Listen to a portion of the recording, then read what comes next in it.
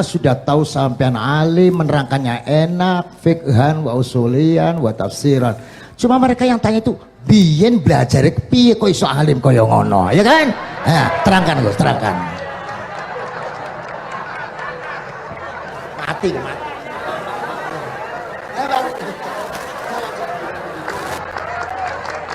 Setuju kan, setuju? Asal dakaik.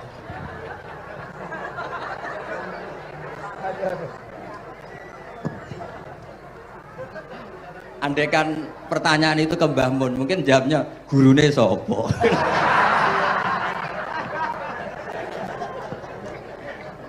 Tapi mungkin kalau ke mbah-mbah saya yang juga babanya nih Biha juga Mbak Abdul Aziz, mungkin putuku. Tapi kalau saya ingin cerita tentang saya paling aku sregep. Yang jelas tuh dari kafadlu yuti apa? Mayas. Tapi gini, kalau ini menghormati bahasa saya ini, kalau ijazah begini, dulu Mbak Mun tuh sering cerita juga bahasa. Kena kepengen ngalim, ku sinau sedurunge ngaji. Ya. Misalnya kamu ngaji takrib atau ngaji wahab sama Mbah Mun, kamu baca dulu sebelum ngaji. Nah, setelah dibaca, misalnya kamu baca rofa, kok Mbah Mun baca jer, kamu baca jer, Mbah Mun baca rofa, berarti goblok tulen. Karena semua teori Anda kok salah. Ya misalnya Mbah Mun baca wadakaro sopa al-musonifu, kamu baca wadakaro musonif. Berarti kan goblok banget itu. Ya kan ada cerita gitu, ada orang tuh nggak tahu betul, Gus maknanya lam tardiman itu apa? Lam tardiman dicari di kamus itu udah ada, ternyata itu di head lam tarodaman. Dia baca satu lam tardimannya dicari di kamus sampai hidup mati lagi ya nggak ada. Nah, jadi kamu baca dulu, misalnya di bab head lam taro ningali sapa mar'ah daman ing geteh. Ternyata ngaji Mbah Mun paginya jadi baca lam taro daman. Jadi kalau kamu malamnya baca lam tardiman loh kok. Jadi itu kata Dewi Mbah Mun mergo sorokan kabeh santriku ora mungkin. Carane ngecek kebenaran Anda yo maca sik. Nanti kalau kemiripannya 50% ya separuh alim. Kalau 70% ya serondo alim. Tapi nanti kalau kemiripannya sampai 100% dan berkali-kali, ya berarti kan sudah luar biasa.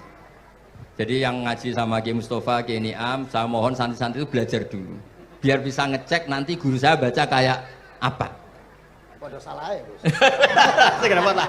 Podo salah. Karena kiai itu kalau salah ya mau ngalah.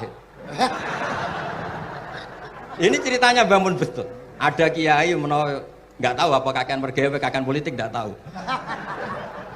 Wal babi lan walang. Terus ada santri, kulo gak ada makna kok lawang. Ya walang sing lawang tuh. Mau ngalah. Terus watini lan wit alu. Gurune maca alu. Kulo gak ada makna kok elo. Lah ya wit telu kena gua asu. Tapi saya menangi kiai itu kalah sama santri itu. Saroko nyolong sapa wong albedo tangi anduk. Terus gurunya kaget. Cung kok anduk, Cung. Bareng didelok endok.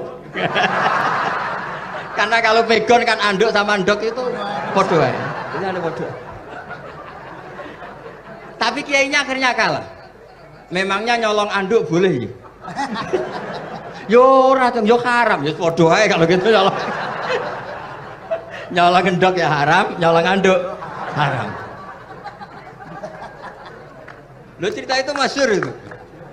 Kalau cerita yang terkenal di Lirboyo itu kan ada santri dari Jakarta di kelas. Gurunya bilang Ja'a Zaidun, Zaid datang. Waro'a itu Zaidan, saya melihat. Si murid ini itu melihat pintu terus. Lama-lama gurunya itu tersinggung. Kamu diajari pelengahan nggak sopan. Habis Ustadz bohong. Lah kenapa bohong? Katanya Ja'a Zaidun, Ra itu Zaidan. Zaidnya mana?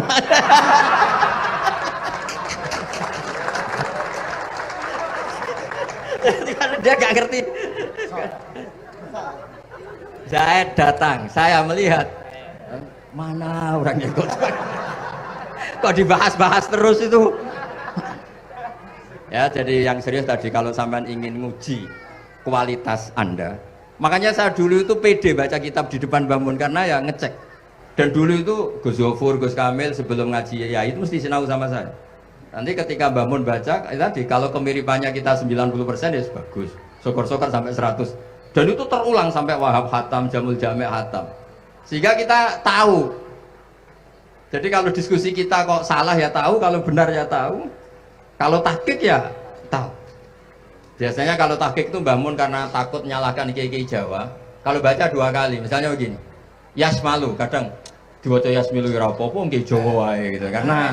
Karena kalau kita memaksakan sampai benar seperti di kamus, kayaknya kalau kiai Jawa itu berat sekali. Dumeli bojo bolak-balik mesti ora goblok wis apik lah. Karena kalau baca tahqiq itu kan butuh kamus. Yang benar itu Yasmalu misalnya. Tapi kan populer juga orang baca Yasmilu. Saya itu menangi loh, Kiai Jawa dulu baca Simai itu menangi, Masdar Simai. Lama-lama setelah banyak alumni Al-Azhar terus berdasar kamus baca Samai semua sekarang. Saya menangi Kiai itu baca Dilalah. Lama-lama karena sekarang udah banyak punya kamus, baca Dalalah. Fa'alah. Jadi Kiai itu juga kadang-kadang keteror muridnya. Makanya Syekh Zakaria Al-Ansori itu pernah ditanya, kenapa engkau begitu alim alama sampai dilakopi Syekhul Islam? Kata beliau itu lucu jawabannya, karena saya ini orang yang sial. Saya dulu punya guru namanya Ibnu Hajar Al-Asqalani dan punya murid namanya Ibnu Hajar Al-Haytami. Kata beliau, dukik tu bena hajaro ini. Saya ini digebek 2 batu. Kalau mau ngaji takut saya minta ampun karena disuruh baca sama Ibnu Hajar Al-Asqalani. Kalau mau ngajar takutnya saya bukan main karena Ibnu Hajar Al-Haytami itu cerdasnya bukan main. Jadi kalau saya salah itu konangan. Akhirnya dia jadi orang sial tadi. Mau ngaji ya belajar, mau ngajar ya belajar. Makanya meskipun ini pernah sepuh saya tidak berani ngaji beliau. Wah mesti meriang saya kalau ngaji. Jadi yang terkenal alim-alim mohon ngajinya dikurangi ya, karena ini kasihan gurunya. Kasihan gurunya. Nggih, Bon cekap. Bon, itu catat ya. Sebelum ngaji baca dulu. Satu lagi, Gus. Sampean ketoke kayak desa kok kuliah. Kamu tuh kuliah? Oh, nggih. Pun dari belajar dari mana sampai kemana Gus jenengan? Dari Mondok sampai ke Jogja sampai Putih. Monggo.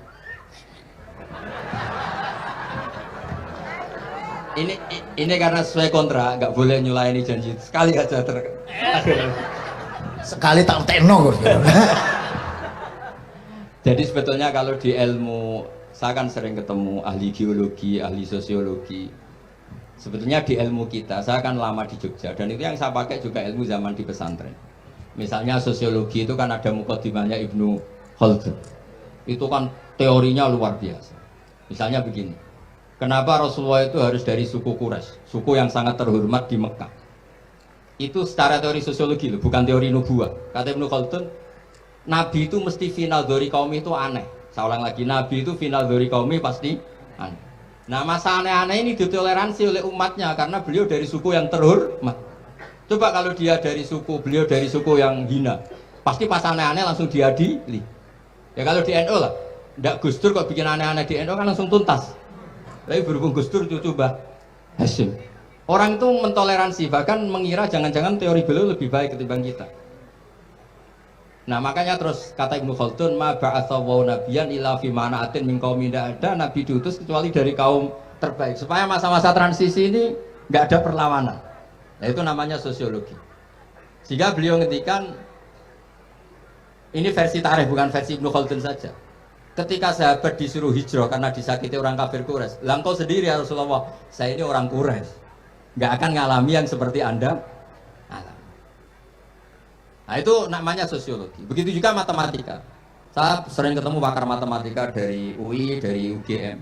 Misalnya bilang zakat kan 2,5% misalnya zakat bicara. Saya bilang kalau ngitung itu porogapit, padahal kita zaman sekolah porogapit itu pantangan. Tapi saya bilang saya punya matematika lebih cepat. Apa itu Pak Bah? Kalau manggil saya Pak Bah. Kalau di kitab disebut rubu'ul usur apa? Jadi bertahap. Misalnya 1 juta, usurnya akan 100.000.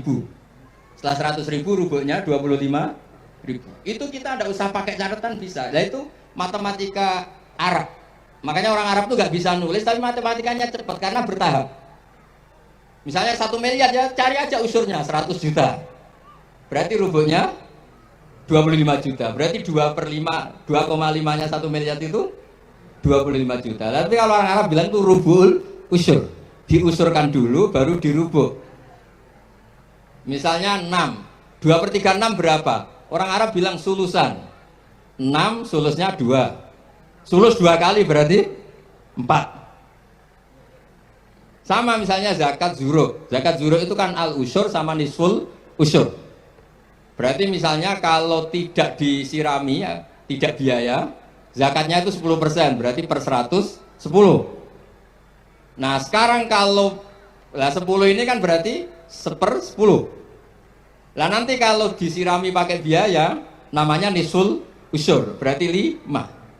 Jadi orang Arab tuh gak mau langsung bilang 5 karena kalau 100 dibagi 5 itu jadi 5 itu mikirnya panjang. Jadi diusurkan dulu terus nanti dibilangkan nisful usur. Jadi ilmu khazanah kita ini sudah luar biasa. Nah itu makanya terus orang Arab kalau ngitung matematika itu udah usah tulisan, udah usah porogabit karena bertahap tadi.